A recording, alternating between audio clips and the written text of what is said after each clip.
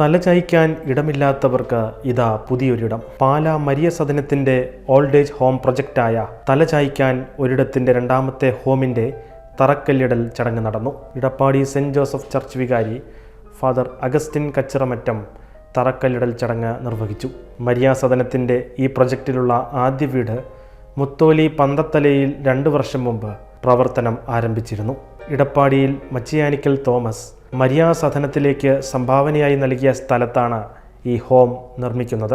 ഒരു അഭ്യുദയാകാംക്ഷിയുടെ സഹായത്തോടെയാണ് കെട്ടിട നിർമ്മാണം ആരംഭിക്കുന്നത്. ഫാദർ അഗസ്റ്റിൻ കച്ചിറമറ്റം, സന്തോഷ് മരിയ സദനം, ഭരണങ്ങാനം പഞ്ചായത്ത് വാർഡ് മെമ്പർമാരായ രാഹുൽ ജി, സോബി സേവ്യർ കൂടാതെ ജോഷി പൊൻപുലരി, തോമസ് മച്ചിയാനിക്കൽ, ബൈജു കൊല്ലംപറമ്പിൽ, ഡേവിസ് പാലത്ത് എന്നിവരും സംസാരിച്ചു.